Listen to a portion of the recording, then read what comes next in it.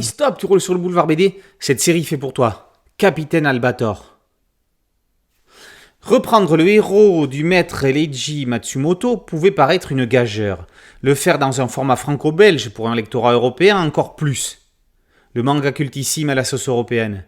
Et la formule fonctionne dans cette série Albator, mémoire de l'Arcadia. Ce n'est pas non plus le succès énorme du Goldorak de Dorison Bajram, Kossu et Centenac qui nous contredira. Mais revenons-en à Albator. Conçu dans l'esprit de la BD originale, où il s'intègre entre les épisodes 17 et 18, moment où l'Arcadia quitte la Terre pour foncer vers le combat final avec la reine des Sylvidres. En quelques mots, en l'an de grâce de 1977, les humains ont laissé mourir leur planète, asséché les océans et épuisé à l'extrême les ressources naturelles. Inconscients et insouciants de la menace qui plane sur eux, car du fond de l'univers, le peuple sylvidre qui avait colonisé la Terre 300 millions d'années plus tôt est en route pour en reprendre possession. C'est une question de survie pour lui. À cet effet, leur reine y a envoyé une sphère noire chargée de 3 missions. Les guider vers leur destination, réveiller ses sœurs restées sur Terre pour y préparer l'invasion, et provoquer une immense tempête glaciale afin de tout immobiliser. Mais cela, tout fan de la série le sait déjà. C'est ici que débute cet inédit.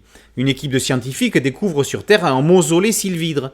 Le professeur Reiji, le docteur Imer et son assistante Talika y entrent pour trouver une sylvidre géante endormie.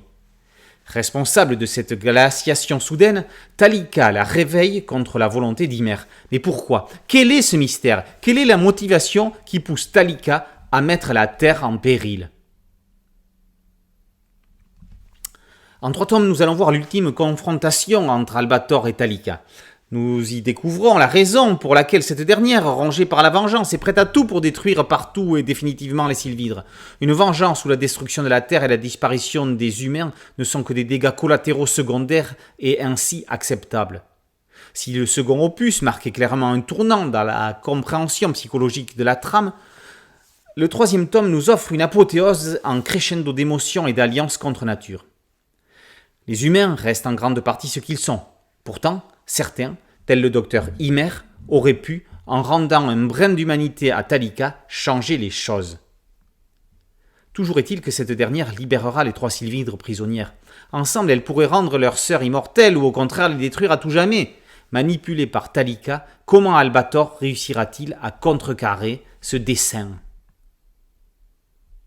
Mais le plus de cette trilogie, c'est avant tout dans le fait que Jérôme Alquier, avec l'accord et l'assentiment de Leiji Matsumoto, fournit ici enfin les réponses à bien des questions concernant Albator, ses amis, ses ennemis, laissés en suspens par leur créateur.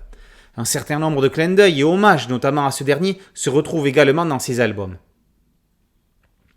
Pour rappel, et comme toujours avec des franchises de manga japonais, pas une étape de celle-ci n'a pas été avant réalisation approuvée par le maître en personne.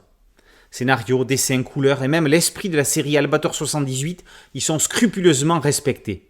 L'aspect écologique n'est pas non plus bradé. Enfin, la psychologie des personnages leur donne une réelle consistance. Rien n'est gratuit dans leurs agissements, y compris parfois leur sacrifice ultime.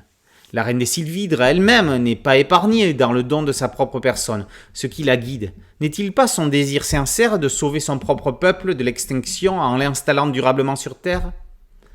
Dès lors, nous entrons dans leurs pensées intimes, dans ce qui pourrait aisément les faire tomber en désespoir ou au contraire les sauver. Un subtil jeu d'influence qui secoue chacun, mais tellement humain finalement. Jérôme Alquier a donc bien réalisé un exploit de bout en bout, la trilogie parfaite du célèbre capitaine pirate de l'espace. Aucun fan, ancien ou nouveau, ne pourra la décrier ou hurler à la trahison en la dévorant.